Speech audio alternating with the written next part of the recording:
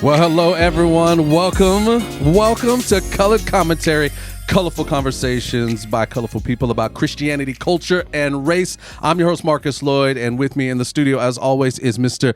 Antwuan Malone. How you doing? Yo, what's up? What's up, everybody? Hey, welcome Welcome to Colored Commentary. Colored Commentary in the studio. In the studio. Our first time to be out here, Antwuan. For sure. I mean, we've been in the studio a lot. You and I, we had a couple. We had two or three versions of. we had some in-person stuff, some virtual stuff, and then another in-person kind of a situation. Exactly. So, but all podcasts, I mean, all just kind of audio primarily. Yeah. So we're here now, I mean, doing the video, which we've always kind of had videos, but now this is kind of the space that we want to work in to be able to connect a little bit more with you guys, the audience out there, be able to still bring in guests, have some fun. But yeah, we're just excited to be able to get now in the studio. For sure. YouTube audience, if you're on YouTube, welcome. That's right. Color Commentary YouTubers. And we're kind of at let's see, 2000. Wait. We can't be. We got to do the YouTuber thing. We got to be. Sorry. Hit the subscribe button, smash the like button. You got to do all that stuff. You just did it. Okay, I know. That's why. We'll do it again to the camera. So smash the like button. Hit the. It wasn't as exciting the second time. Oh my gosh! Well, yes, we do. Hey, we do want you to subscribe, though, right? Like this. Absolutely. Hit the bell notification. You'll know when the next episodes go live. That's right. So you can keep up because we are going to keep doing more episodes. We're in a series right now, but we'll get to the series in just a little bit. I wanted to just kind of highlight the evolution, if you will, of Color Commentary. Thinking back to 2019. What? 2019. Is that? That's 5 years now, my math. Yeah, that's 5 years ago. It was around this time. Around this time. Yeah, I remember that. And when we did it, and so that's crazy. Isn't that crazy?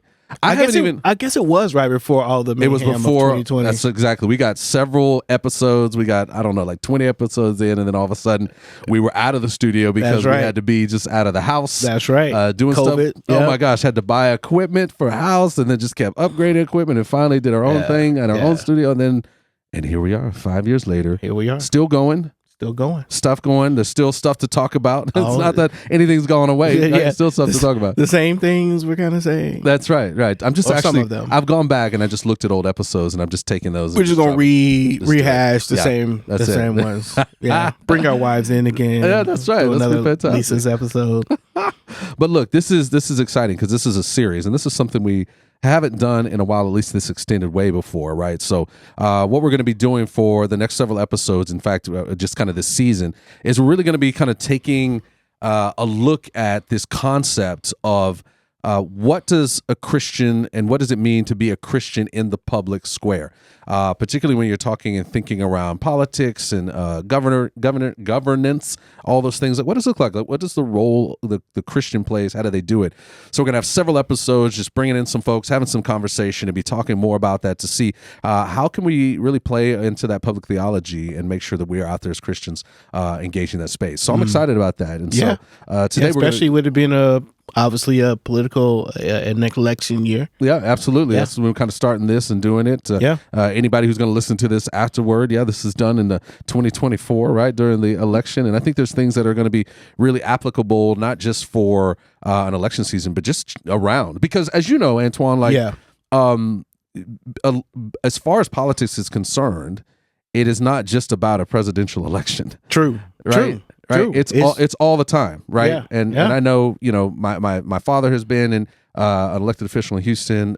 Many of us, I'm sure, people have served on boards in the cities and things where all those things happen. There is so much governance that's done in the midst of just your local space that needs to be looked at. So we can talk more about that in a little bit. We'll get to engage. Because as we're in the studio, I just want to give some shout outs because we're in the studio and this is a big piece of opportunity to get some shout outs. It's been a lot of work putting some folks into engaging in this. And so first and foremost, we're going to give a shout out to engineer and producer over there, Kevin Reese, who is here and forevermore be known as Schmevin. When we talk to him. How you doing, Schmevin? Are you feeling good in the studio there, sir? I'm doing great. Doing awesome. Oh, wonderful.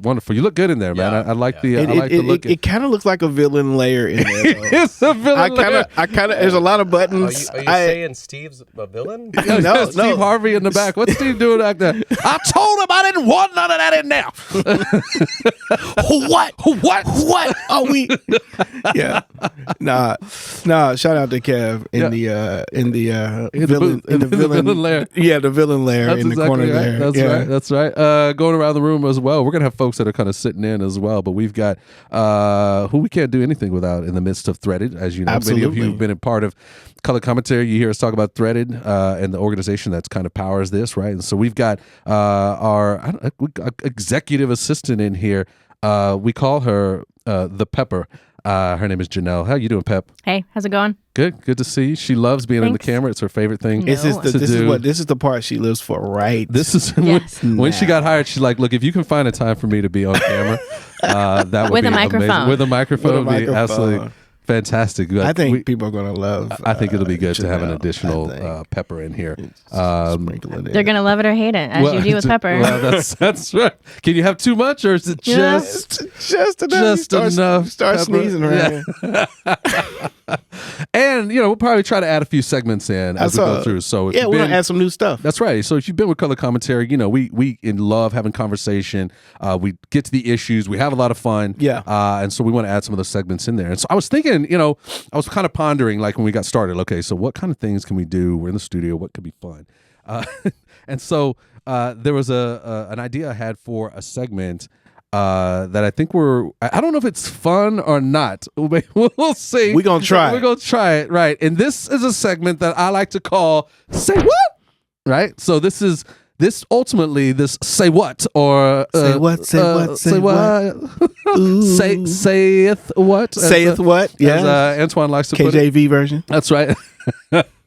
This is ultimately, if you've ever been, if you're in this conversation, the race conversation, when you're kind of out and about, we teach classes, we do training, we go out into the community, and we're talking about this thing.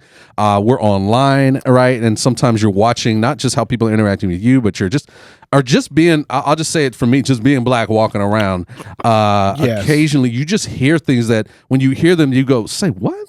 Like, did they say that? Did they just?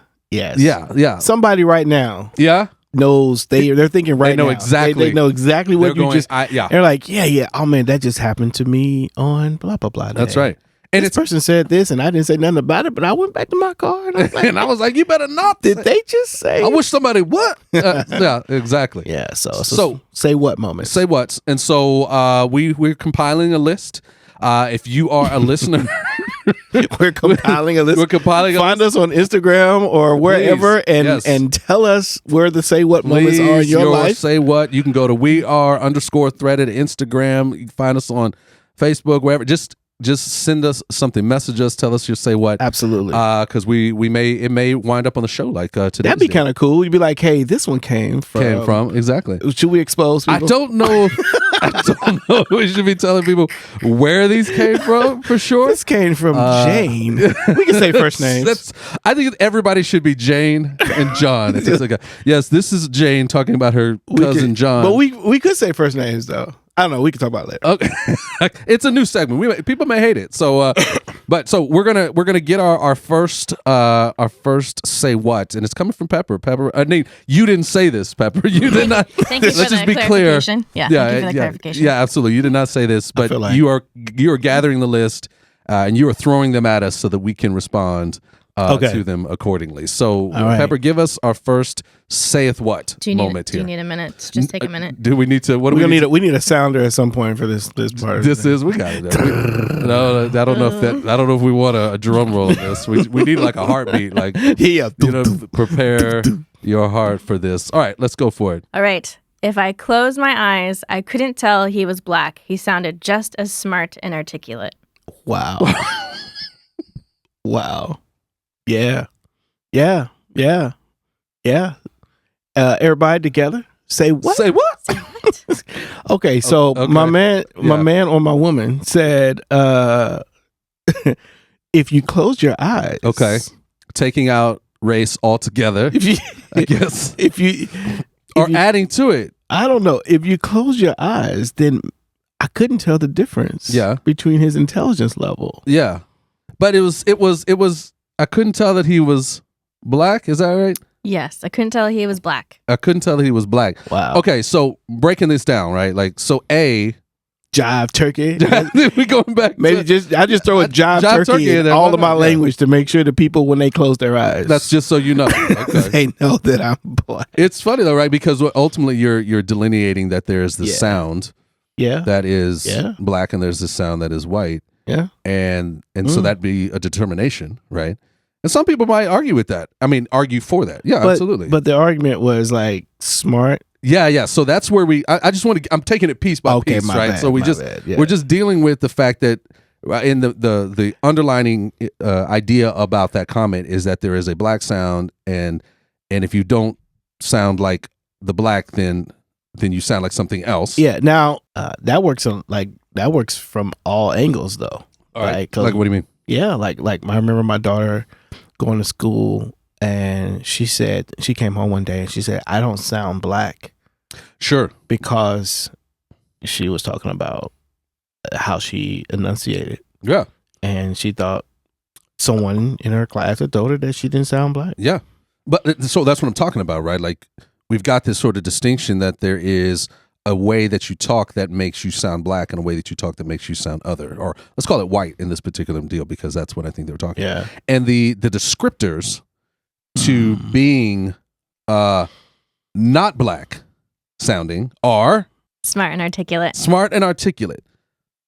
So if this person would have closed their eyes and heard a black person, the idea is that they would not sound smart or articulate. Yeah, that's what this person was thinking. Or at least they don't realize that that's what they, I don't know, I'm granting a lot of grace here. Well, I think that's it. I mean, if I had a nickel, and I say this phrase a lot, like if I had a nickel. If you had a what? I'm sorry. I'm sorry. If I had a quarter. Yeah, just so we're clear. Just put it out. If I had a quarter for every time I've heard a person who does not speak in the stereotypical black space called articulate, I would have a lot of money. I mean, usually you say that phrase, "Oh, if I had a quarter, it'd be like $1." Yeah. But I'd have quite a bit of money. Yeah, you know what I mean. That your articulate disqualifies you from their thought about how black people or how you should sound. Well, and there's a surprise to it as well. Yeah, that's true. Right, and I think that's one of the interesting pieces is that when you are articulate, that it's a surprise. But again, I think but as far as everybody, like there's multiple groups that think that, like there's some black communities that would say, you're not black enough. Right. So you can't be with us, or you're not, they lose their connectivity with you. And that's what, and then there's the white person who's like, oh my gosh.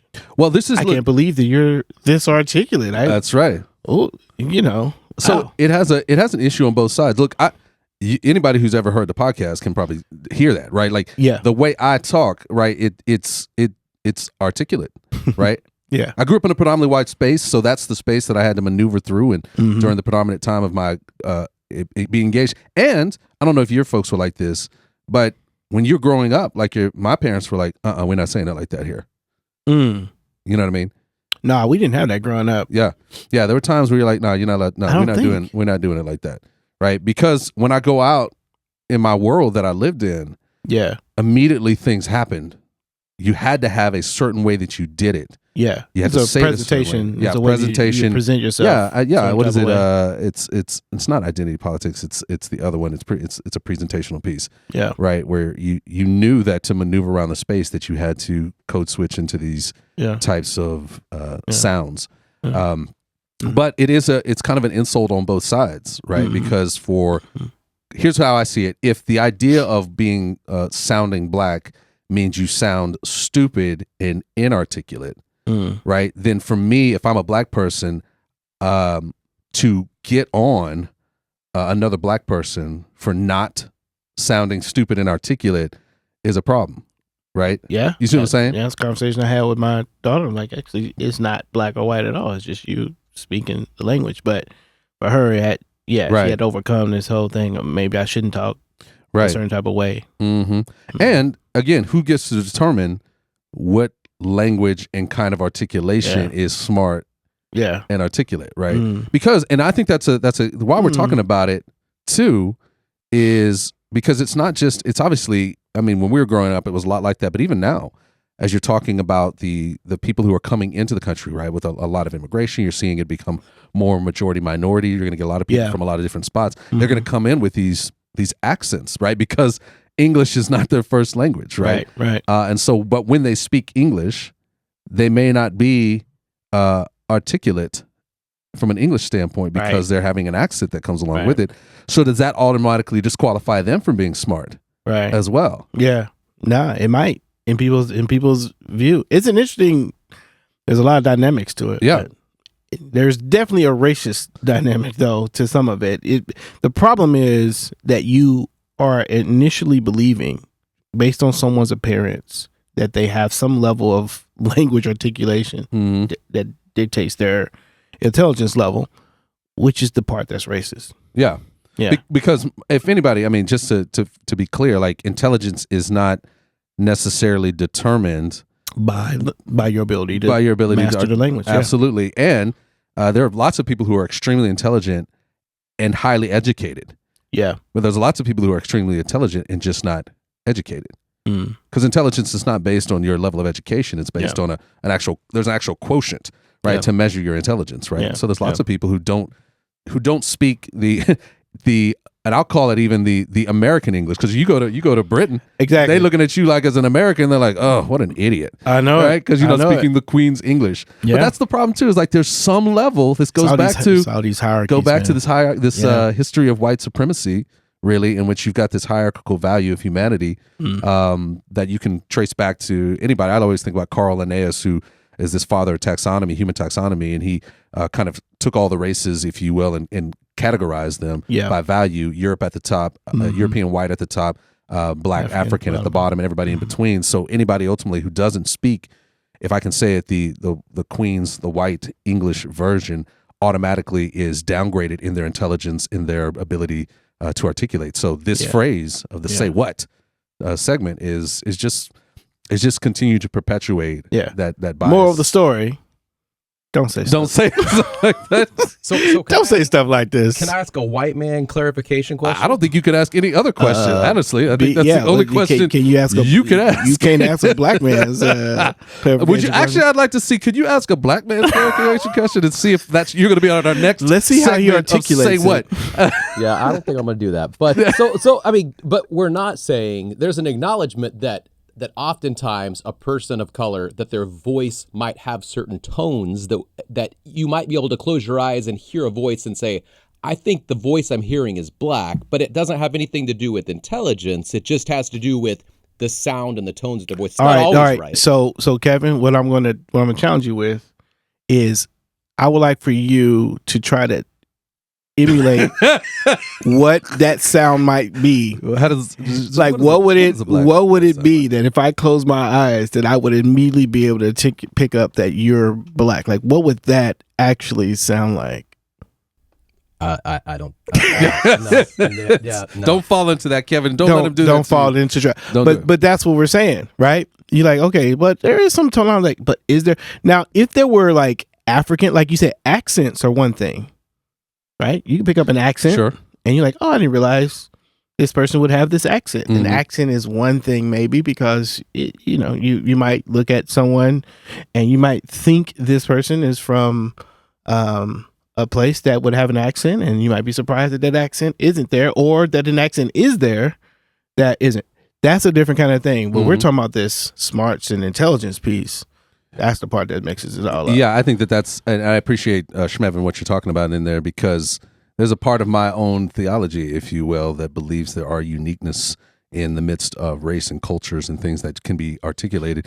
And I think one of them perhaps is tone. I mean, there's aspects of, I don't have time to get into the pieces of it, but what I will say is the piece. We all sound like Denzel. Denzel sounds like me.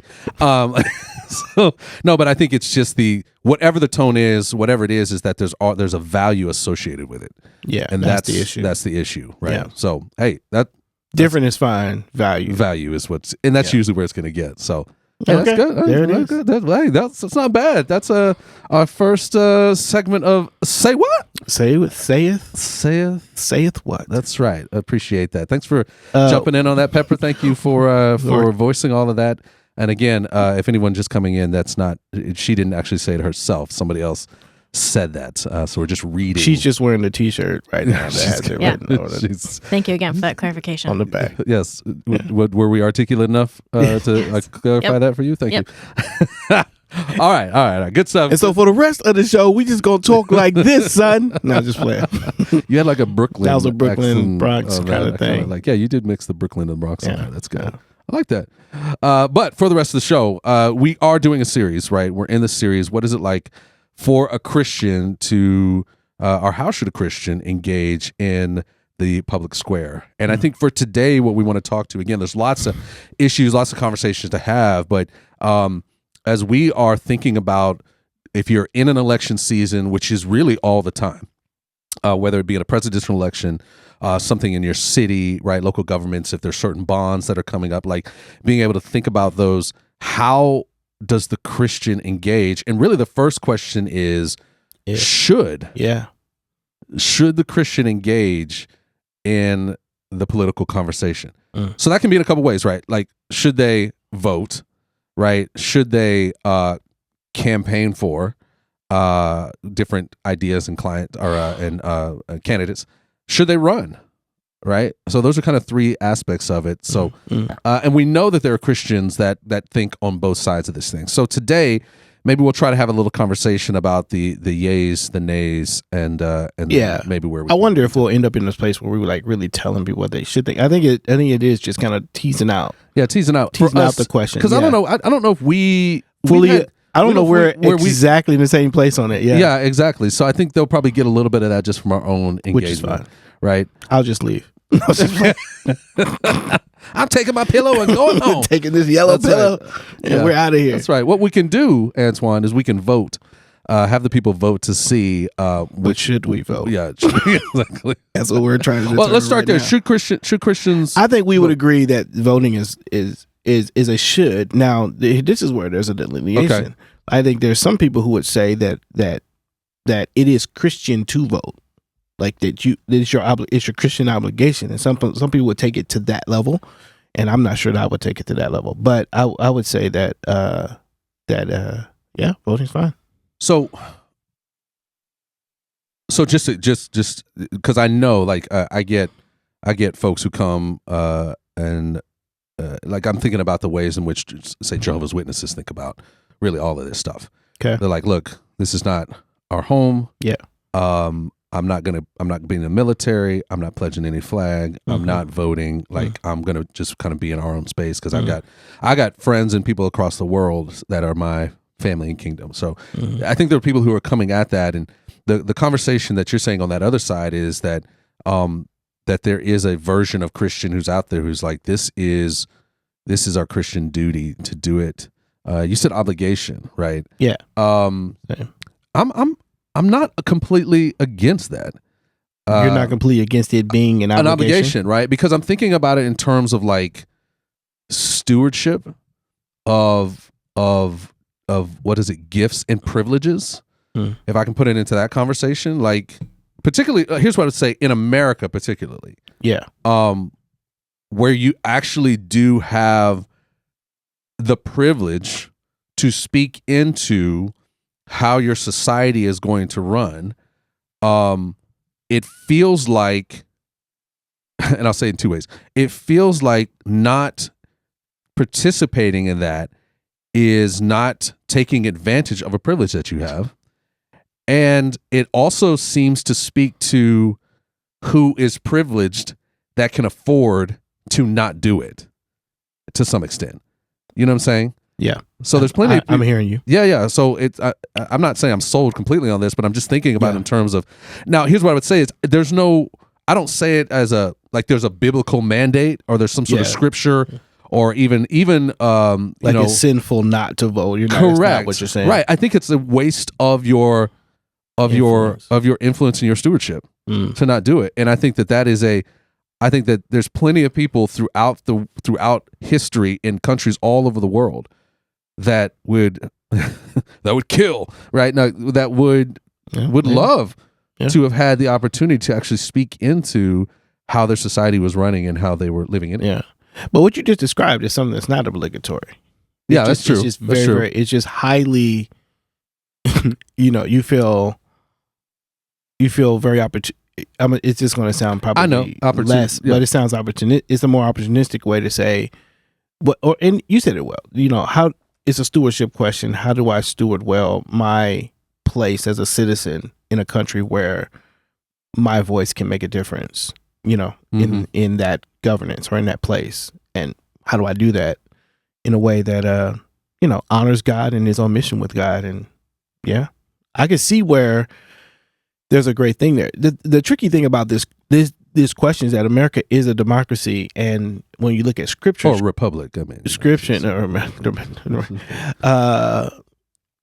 gotcha. Sorry, I completely derailed. No, I'm good.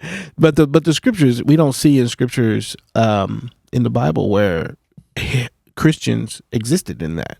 In a democracy. Right. So we are witnessing and reading scriptures where there isn't a democracy. There's a different type of power structure, and a lot of times the Christians are either a part of that power structure, or most of the time in scripture they are not. Mm-hmm. And they're either refugees, or they are the diaspora, or they're just a segment of society that's under the thumb of the power of Rome or whomever may be in charge. So it's difficult to parse out whether scripture says something about whether voting is something God wants us to do or not to do. And I think it's worth acknowledging that the scriptures are gray in that area, at least as far as its voice is concerned, in any direct way. And that it is kind of up to us to kind of think through and prayerfully consider what it looks like for our time. Yeah.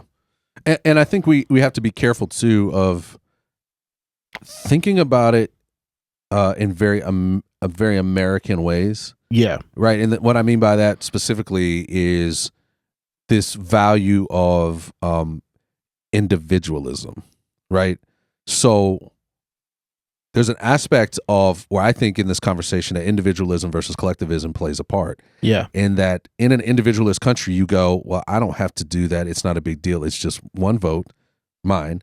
And how does this voting impact me? Mm-hmm. Right. And so if it doesn't impact me, then I don't need to go out and vote, which goes back to what I was kind of alluding to around the privilege. Right. It's like, hey, I see these things going on in my local government. Mm-hmm. They want to do XYZ in the government, and I see it's going to have an impact on that side of the tracks, but not my side of the tracks. So there's really no reason for me to get in.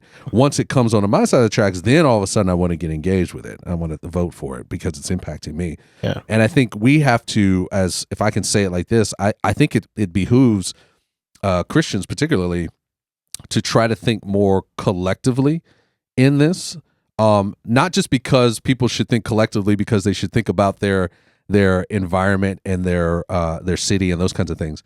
But even in terms of thinking about not just about city, but whatever. But if you are a Christian, you are attached to people all over the world from different cultures, tribes, tongues, and nations, and different economic situations and different situations of power. And so to see something happening on one side of the city, maybe it doesn't apply to you. The odds are that you actually have Christians, brothers and sisters that are over there, right, that are being impacted by that, mm-hmm. right? So for you to not utilize, to not engage in some of that is to kind of turn your eyes and your head away from even your brothers and sisters, despite just being turning your eyes away from a collective societal kind of think about it. I think it's the difference between thinking about your work in the politics as an individualized work or a systemic one. Yeah, you see what I'm saying? I think what's difficult about that is we live in in America, particularly, we live in a culture that between democracy and what politics has become is I vote for my interests. Right. And what capitalism is based on is me serving my interests. Yeah.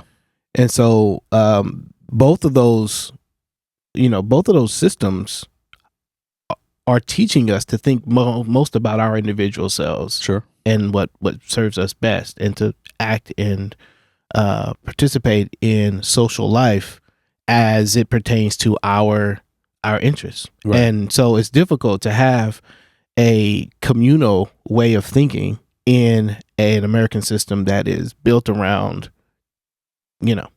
completely built around individual interests and me serving my interests as best. Democracy is literally built on, capitalism is literally built on, hey, if everyone pursues their best interests, we will get the best environment, because competition breeds the best product, and you only get competition if people are pursuing their best interests and pursuing the best thing. And there's a whole series of other things that are built into capitalism. So all that is to say that, we are existing and voting into a system that is promoting this kind of individualism, which would make the case for why you would say, well, is that the system I want to vote into or not? Or is there another way to leverage my influence and my witness outside of the political life and the political machine that highlights the individual self? To go further, so we talked about capitalism being the thing that is self-interest. From a biblical, I'll offer this point of view. Are you about to go into a biblical?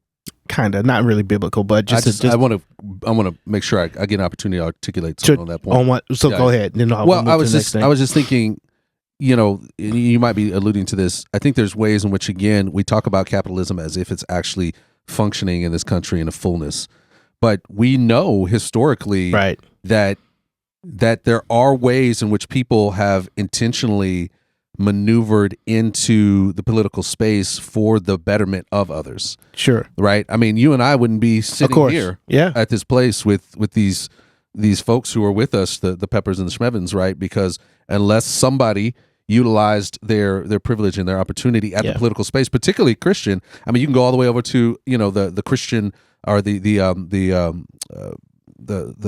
American motherland, if you will, going back into Europe, and you think about Wilberforce, right, who kind of came and pushed against the slavery, right? So in Parliament, right, in front of the power brokers, right? So that's what I would say is we know that we talk about this individualism piece, but there are lots of examples in which we have played the government or the political game, if you will, for the furtherment. The seeming furtherment of other people at the same time, where it's been influential from a systemic standpoint. Yeah, it's an interesting thing. It still has that convergence, that interest convergence. It does, and it's the Lord of the Rings, and it's the ring that rules them all. Yeah, sure. And political life is that ring sometimes for people that if I could get my hands on that ring, I would do good with this power. And what it turns out is some good can happen, but oftentimes that power, that proximity, even as the tale, as the allegory of that story articulates, continues to corrupt the good intentions oftentimes of most people. And that's what we do see in Christian history and church history, is that the closer the church gets to that political power seat, if you will, that ring that rules them all, the more corrupt the church becomes, the more damaging that witness actually has. Now, God redeems a lot of things, and there's a lot of good things that come from it. But I think that's where the rub is how do we navigate that? And of course, the closest thing you do have with Jesus is that he institutes a completely different way of instituting the world. You referred to that with the Jehovah's Witness. We're part of a different kingdom, and our allegiance is first to that. And the question is, well, what does it mean to have a primary allegiance to the kingdom of God and a secondary allegiance to the kingdom of to America?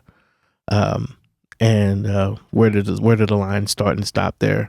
Well, and I think you're alluding to a topic that I think is helpful in that, as we're trying to make the decision, should Christians be involved in politics, you have to look through history, right? And we can talk about in terms of, I call it not recent history because it's like 2,000 years, but you can think about it in terms, the Protestant Reformation was ultimately a push against this, right? Like it was a protest movement against a lot of different things, but in one way, the ways in which the church and the state were working together, which is ironic to some extent. If you kind of see the Protestant movement move and then end up ultimately in America as well, and you still see the ways in which the church has been connected to the state, not in as obvious of ways as we saw in making it the the nation or the religion of the nation, but almost like an unsaid kind of version of it, as we're seeing now, as people are starting to move away from some of those quote unquote Christian ideals that began the country, and now everybody's like, wait a second, this is a Christian country, we should be doing things the Christian way. And I mean, it was Christianity, right? And they're like, but you didn't create the country that way. This isn't, or they thought they were creating a Christian country without saying this is the church, patriarchy and racism. Absolutely. And so I wouldn't say patriarchy and racism are Christian, but they thought they were. But I would say that they thought at the time that they were instituting and while they were doing it, Christian principles by saying the man is this and this type of man and this, and it's their misunderstanding. But it's the danger of it. But we still have, so what I think you were also starting to break into is like, where do we see any sort of help in the Bible for this? You know what I mean? And I'll go on record first to say, like, I don't think the Bible kind of says anything really concrete. There's not a verse that's like, thou shalt participate in political life. There's no thou shalt. But there's one thing though. Jeremiah 29:7. Yes. Right. Seek the good, I've forgotten the terminology of it, but seek the good of the city. The good of the city. Right. In doing so, you will seek your own good. Right. There's a kind of interest conversion there, but it was this idea that that you should not separate from the ills and the conversations that are happening in your city, but rather you should seek the good of that. Right. So there's almost an implication of kind of involvement that helps participate in the action of seeking the good for the community. Yeah, the question is the good that you would seek from the city, is the political realm the best place to find that good or not? But at least what it does is it says, I should care about what's happening in my environment. Right. Yes. Right. I mean, and just as a baseline, that takes us back to the communal shalom. Yeah. So as a baseline, I mean, as we kind of, we're not building an argument, we're building a conversation, but we're trying to at least build some things that we can stand on. And one is, I should care about environment. I am my brother's keeper. Yeah, absolutely. Yeah. So in doing that, how else? I don't know. Where else can the Bible help us to kind of? So what I think about when I think about certainly in American politics and Christian role in it, and again, I think a lot about this. I was going to this earlier. The democracy. And the premise behind democracy is that the majority of the people know what's best, because majority rules. So the what we're trusting as the place of good decision making is that most of us will know what the right thing to do is, which to me in my head builds upon a premise that there's something in humanity innately that knows what is good. Okay. And therefore we can somehow find our way to that good thing or that best thing if just enough of us agree about it. And that's the pathway that we're going to choose. That's how we're going to decide what should and shouldn't be in a society.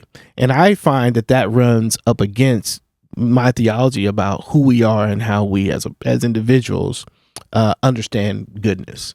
That scripturally, I believe that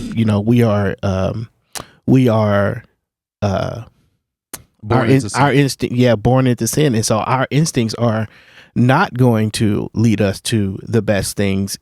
And it doesn't matter whether it's the majority of the people or a minority of the people. I wouldn't want to trust I wouldn't want to put my trust in the minds of a majority. I'd say, to say it more crass way, if I have 100 criminals in the room and they're all criminally minded, it doesn't matter what the majority chooses as what they should do, because I'm still dealing with a room full of criminals. Yeah, but that goes against the Batman Dark Knight theory.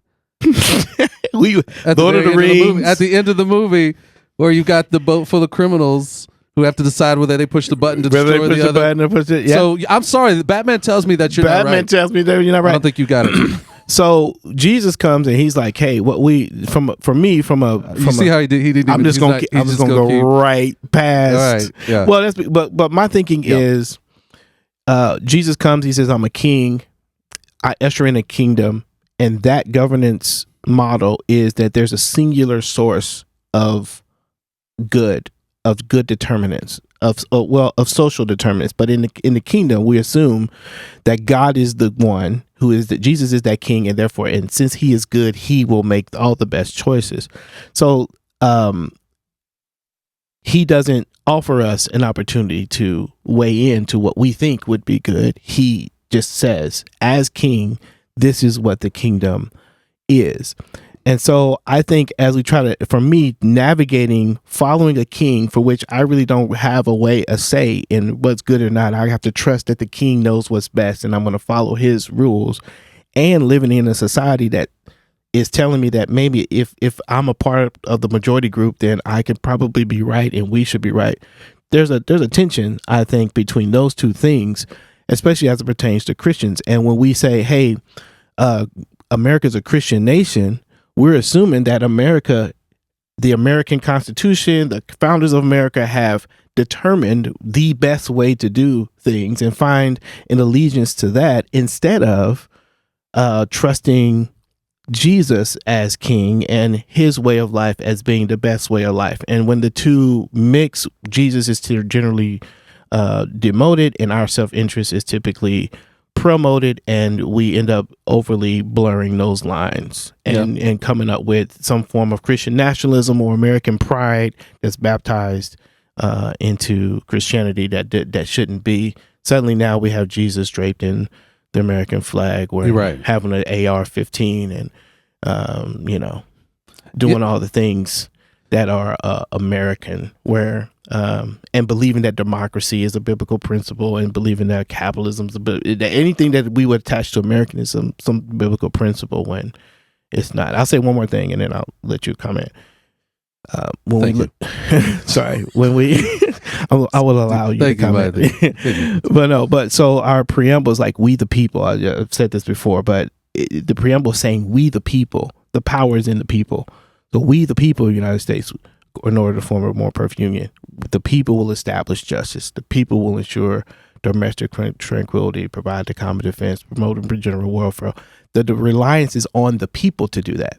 And the democracy is based on this concept that the people can determine ways to pursue all those things. And I think that when Jesus says, I am the king in the kingdom, that what he's saying is, I am the one that's going to determine those things. And that makes me feel like my participation in political life can only go so far. Well, and that's I don't think anybody's arguing with that, right? I think, we come to this, we eventually always end up at this place in the midst of these conversations. Is kingdom versus the kingdom of where we live, Capital right? K and engage. versus little K. And so I think that's where I think we can all agree, like, eventually I would hope that we all agree that eventually the world system that is there eventually runs out of juice, right? And it. But I don't know that that's what people believe. That's what I'm saying. I gave it the caveat. I'd like everybody to leave it. I think if anything should be said is, if you believe that you can find your hopes and your dreams in the midst of any political system that has been created since the very beginning of the world, I could tell you right now that you are mistaken. There is no greater kingdom. There's no greater there's no greater form of government or form of money that is higher and greater than the kingdom of God, right? Right. Okay. I just want to get... Yeah. I'll just... Yes and amen. Good. Establishing that, we still live in this we still live here. So to the point of, I can hear people saying, like, okay, fine, Antwuan, the majority rules. What is there a better system? You know what I mean? In the sense of, you've got the majority, you've got people who get to have an opportunity. I'm speaking specifically in America, who do get to actually engage in the conversation. I'll take it where Dr. Alexia Salvatierra, who we've had on the show before, not this show, not the version, but she talks about, I won't get the address correct, but Jesus basically saying, that you will be able to accomplish more even than I. And part of where she grabs onto that is, it's like, if you look at his environment that he lived in, he is living in a very similar environment that we're living in, right? There were racial overtones, the Samaritans and Jews. You had this political system that was corrupted, Sadducees and Pharisees who were running at one. You had this area king that's put in place to kind of oversee an area, but then there's Caesar at the very top in the Roman Empire. So you've got a lot of things that we see as far as power is concerned and how it's wielded here, even in our own space. And Jesus having to live in that space, not choosing to get caught up, right, in all the political whatnot, but also not having the ability to, not having the expectation to. So without the ability to and the expectation to, short of the only recourse that he had was to start a rebellion, right? That's where the zealots come in, right? Everybody's trying to start a rebellion. They don't get to go to the voting ballot box. They don't get to go protest peacefully. Right. They don't get to stand outside of their, their buildings and do stuff, speak in city meetings where, come and talk to us at the city meetings. They don't get to do that stuff. And so we have this, again, I go back to the privilege and gift to be able to engage. And when we utilize that, there's ways in which we've seen the lives of entire people groups drastically change. Not only here in America, right? Because again, if you think about the power that America has and how it can wield it throughout the entire world, right? The kind of decisions that America makes up in the Capitol buildings of all of our spaces, it impacts people all over the world, brothers and sisters all over the world as well. Sure. And so there's an opportunity, if you will, to be in the mix of engaging that. Yeah. If I can put it in biblical terms, there's a couple biblical narratives to grab onto, right? You can look at Joseph, you can look at Daniel, you can look at Esther, right? You can look at these folks who, although particularly, all of them, like they're in a situation in which Joseph's probably one of the better ones. Yeah, but they're all in a situation where they are not in an environment or a governance space that is ruled by God, right? It's ruled by something else. Joseph, obviously, he gets into, he's the second in charge, right? He creates this system, if you will, for famine, which wasn't just going to be for them, but I think the way the Bible puts it, it's like they fed all of the kind of known world out of this famine, right? So his power was able to engage and affect the whole world. Sure. Even Daniel, the way he maneuvered through with Babylon, that was a huge empire, it's taking over a lot of spaces. So Daniel's ability to, over the course of several, they weren't pharaohs then. What were they called? Kings? I guess kings, yeah. Over the course of several kings and leaders, was able to be these, get his right man hand back. You know what I mean? He was able to really influence in ways that were beneficial. And he and his boys got put in some hot water for it, or a hot house for it. Not hot water, but a hot house for it. But they were able to influence. Jesus was with him. Yeah, hallelujah. Oh, don't get me started on that. And then obviously Esther, who her route to her place was not what you want to have to get there, but in the midst of that, she was able to save an entire society. So when you have the ability, if nothing else, we know that, hey, you should care about your environment, right? We've established that. And we see that there are these examples of people participating in the politic in a place that is not a God kingdom politic. So that's okay, because we see those examples. Right. And when they do that, they are looking out not for their own self-interests, but for the interests of others, right? Yeah. Esther and Daniel are perfect examples.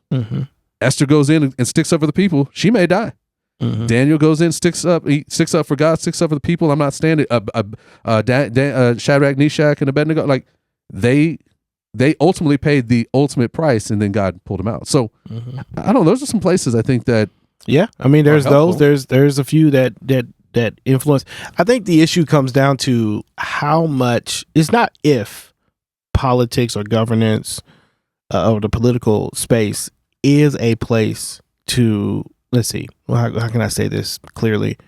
It's not whether God can use those spaces or not. I think God can use those spaces. I think the question is how reliant upon those spaces are Christians to influence the environment or the political scene. And I come from the place because I vote. So I come from, and the political scene matters to me. But I come from the place, and I don't, just because I'm coming from this place doesn't mean that I'm saying everyone needs to come from this place. Good. I'm going to tell everyone not to. But my view is that I just don't trust the political scene, even if it was full of Christians, to be able to produce the sort of society that God is trying to institute through his people in the church. And it feels to me like I come from a place where if the church could just really live up to what it is meant to be, it would produce a countercultural movement and way of life that in America could eventually affect the majority and could potentially change laws, because that's how laws are done here, with majority votes. And so I think from a bottom up point of view, and it's from First Peter, and it may be because as a Black person in America, my view has been from the bottom in a way. Yeah. I've had to navigate leading up a lot of times, Sure. as opposed to and so you have to affect an environment without holding all the power. Yeah.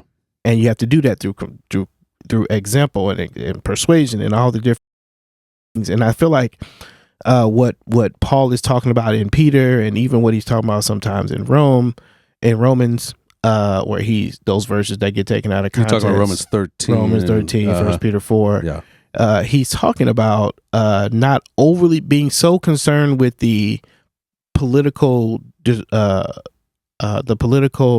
poison, or the poison of the political system around you, that you can't live into what it means to be a Christian and to change the environment based on how you live as a community.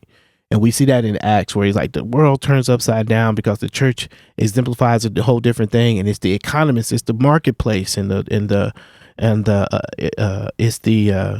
the persons in the marketplace who are upset because they're messing with the economy. Right. They're messing with Sure. right. So it's not so much like what they were beginning to do was change the way people understood ways of life, and they didn't need to do it through a political system. They were able to do it through living in a different kind of way, and that ended up challenging that current political system, not just the content, but the very boundaries and the foundational ideas of the system. And that became a threat. And then that's when all of a sudden we get all of this other stuff. So it still ends up being in the political space, right? It still ends up affecting politics. It's just, I wonder if we think the shortcut is to vote our way through it. And even in some cases, I'm all for protest, but even protest, as opposed to the harder work, I think, and if I'm naive, probably the more naive way to think about it, the more effective way is to live differently, at a core level in a communal way, prove that it's a concept that actually works really well. And then the society around you is like, man, if that works, then I can be a part of that, which is what we were starting to see in the New Testament. Well, and I think you're absolutely right. Living differently is great. What I think is interesting, though, is live differently doing what, right? So we have an example of the church deciding to live differently for the sake of change. Yeah. Civil rights movement. I mean, that's literally the civil rights movement. This is the Black church seeing injustice, and they could just keep we're just going to deal with it, but they're saying, no, we believe, and again, Martin Luther King gets a lot of credit for it, and I think it's great because there's a public theology that we can grab from him, is that he's saying there's a way in which, and this is to the point, your Constitution says that all men are created equal, and you are not engaging in that. Now, what's great is that's in the Constitution, but it's also a biblical thing. Yeah, that we're all created equal. It happened that was congruent. Correct, right. And there were certain things that they found that the Constitution, if you will, that was congruent with the faith and the beliefs of Christianity, if you will, and used them to get the freedom and the things that they needed. Right. And so it was the church living differently, utilizing the scriptures very deeply, choosing to put themselves in uncomfortable situations to go against what the governance model was, and it found themselves through the representation of people like Martin Luther King Jr.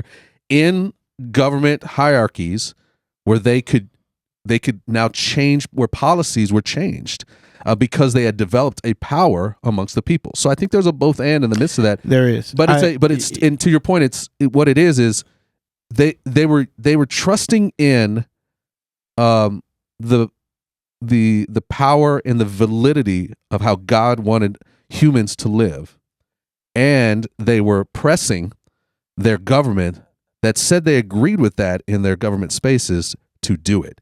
So there was for us to actually have these freedoms that we got to enjoy for a short time of 1964, 1965 civil rights laws and things of that nature that are going away. For us to even have the freedom to be born, you and I to be the first generations of African Americans born with all of our rights and privileges, somebody had to believe that the government needed to do something about it. Right.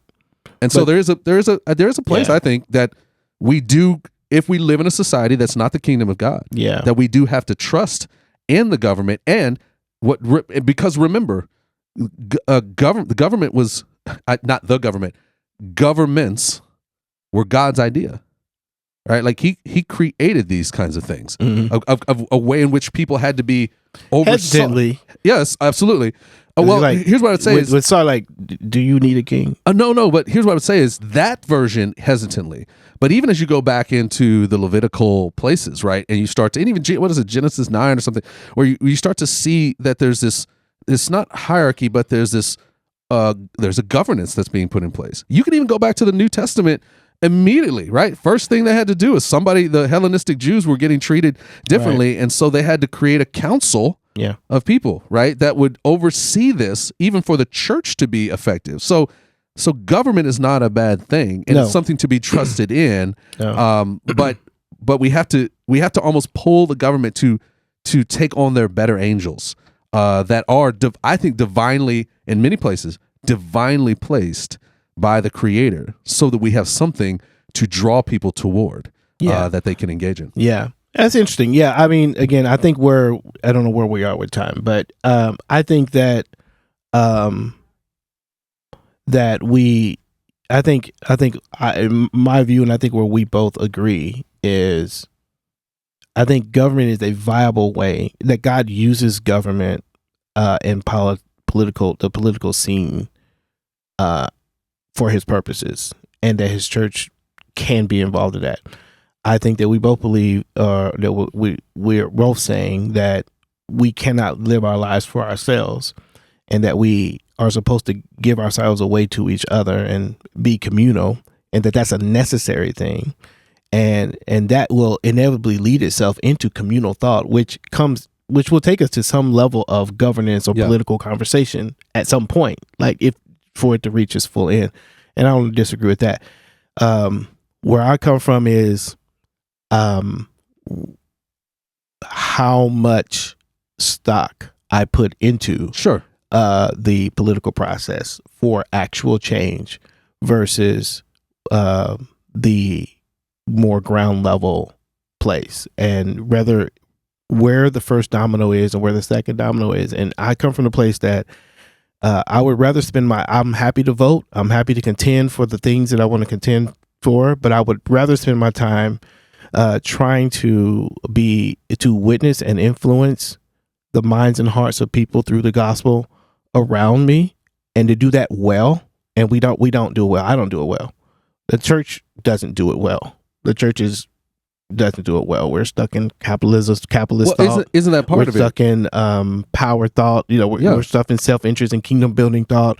It's probably where the church as an entity is still thinking individualistic about its entity as opposed to this communal thing. Yeah, and it's also, if I can say what we've said before, they are taking this idea of I'm going to just try to communicate the gospel effectively as only in this communication of Jesus Christ as Lord. That's right. Yeah, I was talking about this last night. I was just because the gospel is a two-sided coin. Correct. Yeah. It's the salvation and the mission of God. Right. And so what God is doing right now is redeeming and restoring the world, and He's using His church. You're not only saved from hell, but you're saved into this mission to redeem and restore. And there's a part, and that is where we have this communal kingdom ethic. That's where we are part of this mission to bring justice and to set things right again, and to restore and redeem that which has been broken and lost. And that is going to show up in our individual lives as well as in our social and connected political lives. And how we engage that is that part that the church doesn't talk a lot about. What does it actually mean to be in the mission? And that's the good news as well. That is as much the gospel as my individual salvation is the mission to our communal.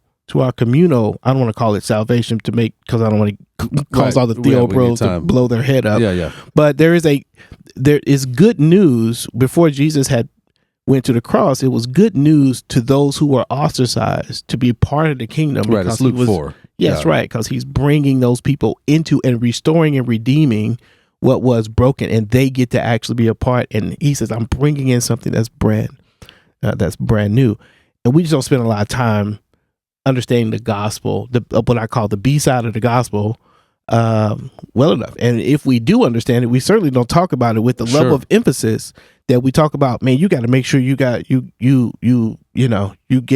understand Jesus and you don't go to hell. Sure. Yeah, but also there's this thing God is doing that he's been doing since the beginning, and he's inviting us into that Jesus instituted and is leading the way on. And that's the part I think we are on the same wavelength about the fact that we can't live our lives for ourselves. I just don't trust the government enough to I am conceding that there's going to be things that happen in the political space that I can't affect fully, but I feel like I can have a much better effect on the things around me, and that eventually that will lead into political difference. Or political influence. Yeah, I think that's a great way to kind of wrap it up into the space. Is we're finding that connection of, I think if we take our conversation, we recognize that we should care about the community.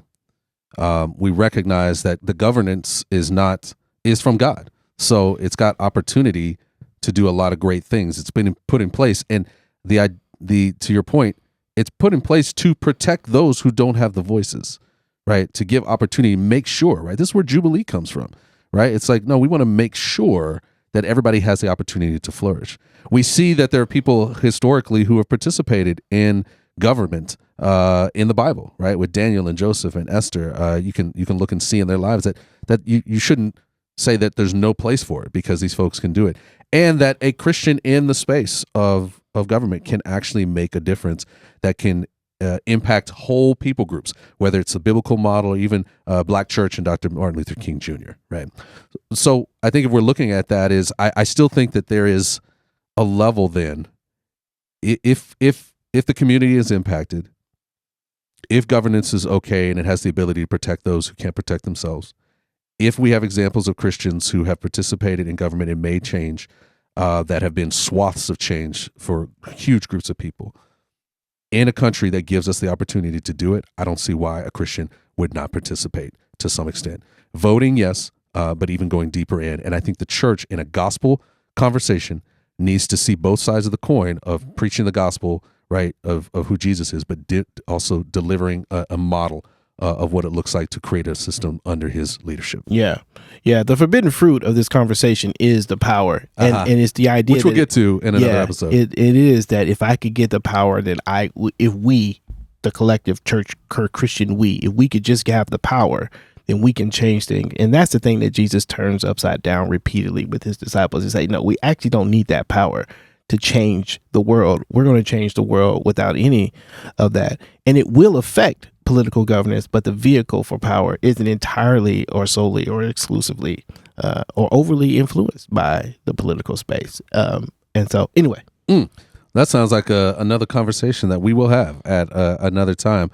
I don't want to name that conversation yet. Because we know it's coming. It doth come. It doth come, not in the morning, but all day long, that conversation, particularly when you're in the space. So, hey, good convo, right? Yeah. Appreciate that. I know it's good. Sometimes the listeners want to hear us kind of debate a little bit on that. So I think that's helpful. I know there's much to say in all that. It's hard to get it. It's hard to get it all in, I know. We're trying to lay out, particularly for you, the listener, we're trying to just lay out some spices that can help you kind of wrestle with even where you are. To kind of see some points along the way that you might be able to grapple hold to, at least from some ideas of where you have to maybe think a little differently or think at all about it. So, hey, man, appreciate it. Good conversation. Hey, thank you guys for coming in on our first I guess we call it. I mean, it's color commentary. We're in the studio.